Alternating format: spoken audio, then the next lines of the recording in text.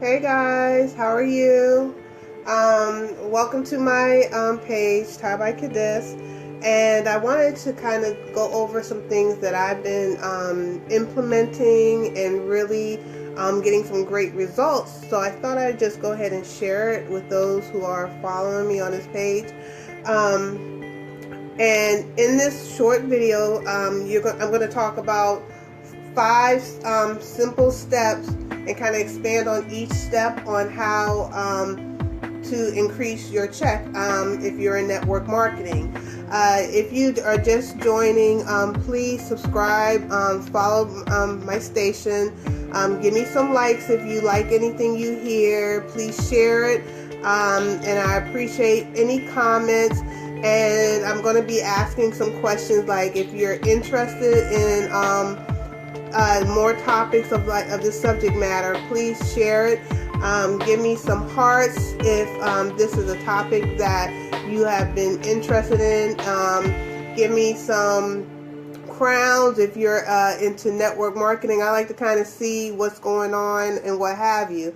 So one of the things that the five simple steps that I want to expand is, and that I have learned just by trial and error, and I started implementing, and I really saw some great results. And because when I first started in network marketing, I really, I started maybe like in over 10 years, and I was in several different network marketing organizations. And I found that it was like I wasn't, I never made any money at it. And so I was like, oh, it's the company. So I would leave that company. Then I would go to the next one. I would see a service or a product that I thought was really great. And I went to, I think over the time span of like, I would say 20 years, I've been in about 4 or 5 different network marketings. And I'm like, what is going on? I know you can make money out this. Why am I not making any money? I was like, oh, first I was like, it had to be the product when nobody wants it. And then I was like, oh, my enroller didn't really teach me anything. And then I had to really sit back and think, what was the same factor in each one of these businesses that did not change? The product, other people were selling these products. Other people were making money in these organizations, but the key factor in each one was me. And I realized I had to look at myself and see what is it in me that was not helping myself do well in these businesses. So with this, with my next, my present company, I started implementing these 5 simple steps, and they're just so simple. And I was like, that was it. I had to make the change. I had to get myself on board of doing what I needed to do. And it wasn't the product, and it wasn't the organization.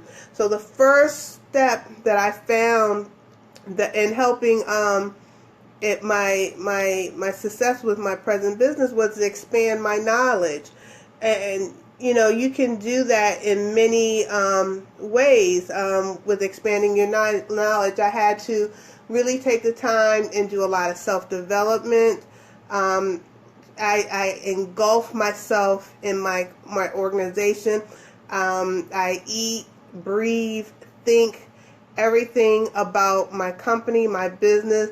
I became an expert. It is so important to become an expert in your field. Every chance I get, I'm learning something new, not only about my company, but about my field, network marketing, to understanding it. I go through about a book, 2 books a month. And that's minimally. I know some people who do more than that. Me, I work full time. I have a kid, children. So 2 books a month is really good for me. So right now, I'm reading. I'm about to start T.D. Jakes' book, Soar, with my organization, and I am reading Fascinate. So it doesn't necessarily have to be a book on network marketing, but it's about expanding yourself as a person, spiritually, understanding finance, understanding people. So I'm constantly learning, expanding my knowledge, as well as I'm constantly engulfing myself in training videos for my organization. That is so key. The second thing that I started to do was increasing my skill set. And what I mean by that is basically doing things that I was not comfortable doing, taking myself out of my comfort level, like doing just these Facebook Lives. When I first started doing Facebook Lives, I absolutely hated it. I dreaded it, and I would get on it, and sometimes I still do. I really am not that comfortable doing them, but I would get on them and just would pray that nobody got on it, or pray that I didn't have to keep thinking about what to say. And sometimes it was just like, it was just nerve-wracking. But I realized as I started increasing my knowledge, I was able to start getting on Facebook, talk about the things that I wanted to talk about a lot easier, a lot clearer. And I still struggle some, but like I said, I'm constantly working on my skill set. It was learning how to talk to clients, customers, and sharing about my product. When I first started, I was like, oh my gosh, what does this person tell me no? I had to teach myself to take rejection and learn from it. So I had to push myself that, like, every time someone tells me no, I get a little bit more confident and understanding and what I did to get that no, and understanding what I need to do to turn that no into a yes. And so now when someone tells me no, I know how to direct the questions. I know how to answer the questions. I know how to, I taught myself how to have all the answers, to have a solution to to the issues, to have an answer for everything, not to convince anyone, but just understanding that to be a expert. Basically, I had to learn to be an expert in my field. The more I started using the different products in my company, I became more informed going to conferences with my organization. That taught me to be more confident in the products that I was using, the products that I was selling, doing things that I was not comfortable with, and just doing it more. One of the things that was very nerve-wracking for me as well was just going up to a stranger and talking to them and having a conversation to them about my product, because I was, nervous that they would be saying no, but not no to the product or the opportunity, but saying no to me. So the more you increase your skill sets in doing different things, the more confident you will become, the more natural it will be for you, and the easier it will flow. And I still have a long way to go, but when I look at my my YouTube station, some of the things that I posted, I'm like, oh my gosh. But I keep all this stuff up so that when I revisit it, I can see, like, okay, where I started from, where I am now, and where I want to be. So the more you do it, you become better and better and better. So you definitely have to increase your skill sets. And the only way to do that is to just do it, fumble and all, mistakes and all, and then take it as a learning experience. And then the next time you do it, you get better and better and better. The third thing that will help you increase your paycheck is to share your knowledge and skill set. And what that basically means is teaching duplication. Everything that I have done, everything that I am doing was taught to me, within my team. So the goal is to get someone to have the same skill set as you, so then they can move forward and teach the next person, and then they can build their team. and then you don't have to handhold that person the whole way. You have certain things in place. Hold on. I'm sorry. Getting dry mouth.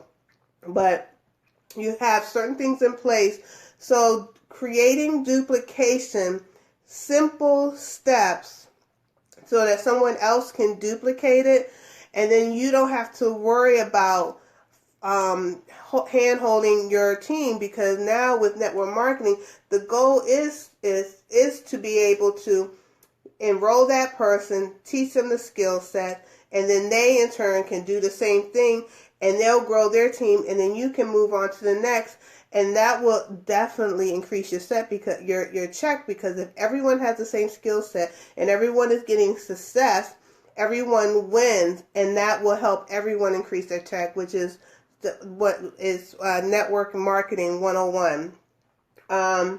The fourth thing, which is really important with network marketing, is just building real relationship. A lot of people, what they do is when they get into it, they're so excited about their new business, which is they should be. It's exciting. They're so excited about the product, and they just want everybody to have it. They want everyone to buy it, and sometimes they forget that, where they came from, like maybe how long or how many times it took them to say yes to the opportunity or yes to buy the product. A person might have to be exposed to something at least around 7 different times. So you got to give them the opportunity to kind of build a relationship with you, to get that trust factor, because a lot of times when you meet someone, a stranger could tell me, oh, this movie is good, you should go see it. I'm like, okay, I may or may not see it. I don't know them, so I don't trust their opinion. But I have a friend who, like my brother, he is a person that goes to the movies like every week and then spend hours, and I've done it with him. And he'll go from one movie to the next movie. And he is someone I trust when it comes to the opinion of movies. So if he in turn tells me, oh, you have to go see this movie, this is a must go see, I'm going to be like, okay, I'm going to go see that movie. And I'll go see it just on the word of him, because I trust him. We have a relationship. I know he's not going to steer me wrong. So you have to think of that in the same sense, especially if you're building your business on like social media. These people don't know you for Adam, and they have to build a trust. So how can you build a relationship with them? Once you connect with them on social media, you have to kind of let them see who you are. You go visit their page, give them some, talk to them. And the way we talk to each other, you like their stuff. You kind of, you see something on their page that you like they have a cute baby, or you saw the hairstyle they got and you like it, and you make some comments about it, or like you ask them things about their life. You kind of create a friendship, even though it's a virtual friendship. It's interaction, and after you create interaction, maybe then you can then build a rapport. You're building rapport with them, and then they're coming to your page. Now they don't, then you're also, they see, oh, she has interesting things on your page. You're sharing things, you're sharing your knowledge, you're sharing a certain amount of trust. You're giving them quality content for them to be like, oh, I like where she's coming from. She always has positive things to say. She always talks about interesting things. Oh, she has a nice family. You got to kind of let them into your world, but it's the way we do it with media. Like, if you're doing it social media, like, Instagram, you have your Instagram stories, and they get a glimpse of your life, or Facebook, the Facebook stories, the posts, and especially if you're posting things like, 1 minute you're saying something positive, and then the next minute you're complaining about your boyfriend. That's going to make you the person's going to kind of look at you like, eh. But if they see a consistency where, in regards, you're sharing about your family, you're sharing some positive quotes, you're sharing some quality information about health or exercise or something geared around the type of work you do or your business, people will then become to realize you are an expert in that field. You're very consistent. You're a real person. And you're not just concerned about making money. You're concerned about you're building that trust relationship. So you have to build some type of rapport with people before they will start buying from you. And you'll start seeing a change in your business. And then the last thing that I want to talk about, number 5, which is really important, is be yourself. Be your authentic self. And what I mean by that is, it's like you got to be transparent. Where if I have, and in a sense, it's like if I'm having a bad day, I can have a bad day and no problem. And I may say a post where it's like, today was very rough, but tomorrow I will have the opportunity to start all over again, alhamdulillah. Where instead of versus, oh, today was bad, this person made me so angry, I don't want nothing else to do with them, that's all right. But then the next minute you're saying, oh, today is a beautiful day, God, oh, I'm so blessed. You're contradicting yourself. You can be your authentic self, but keep it on a certain level. Keep it positive. Don't air out your dirty laundry online. Nobody needs to see that. Because no one's going to believe one minute you're so negative and such a negative Nancy, and then the next minute being so positive and uplifting. You can be passionate about your causes. You can be passionate about your the things that you believe in, but it's the way you can translate it online. You can be who you are, but there's certain things people just don't need to know online. So you be your authentic self, because people can see when you're fake.